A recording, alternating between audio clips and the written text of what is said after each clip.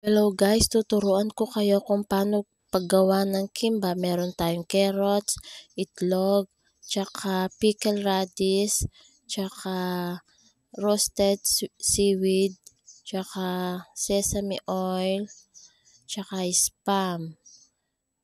Ayan, tsaka kanin syempre, pampabusog ne guys. Ngayon, babalatan na natin yung pipino. Yung pipino guys, pinong-pino dapat ang panghiwa niyan guys, yung mapinong-mapino. Tsaka carrots, babalatan din natin. Ang paghiwa din ng carrots ay pinong-pino din, parang ganyan yan, nahiwa ko na. Yung itlog pala guys, iprito natin guys, ayan pagka-prito guys, ganyan dapat pritong-prito.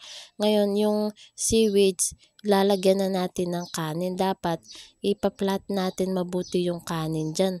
Kaya dapat may pang tayo dyan, yung parang matigas na sticky-stick. Yan ang gawin natin panglapat guys.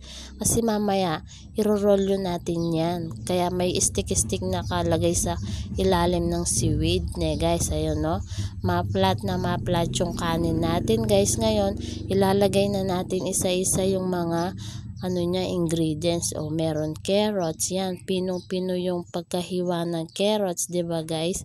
Kaya pinong-pino guys, kasi mamaya ikakat na natin na magiging kimbap na siya, pritong itlog, hiwa-hiwain, tsaka yung pipino, pinong-pino guys, tsaka yung lalagay natin yung spam. Ayan, pinrito din yung spam guys guys. Kung wala kayong spam, pwedeng maling guys.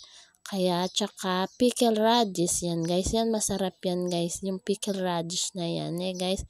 Ngayon, tapos na yung mga sangkap. Ngayon, i-roll natin guys ng matigas-tigas guys, para siya ay bumilog guys. Ayan ganyan dapat mag-roll guys. Dapat may persa ka ng konti guys, para pag hiniwa mo siya guys, hindi siya masisira ang pagkahiwa niya. Mamaya hiwain natin guys. Ayan pagka diin-diin mo ng konti, ayan na guys. Ang ganda ng kalalabasan guys.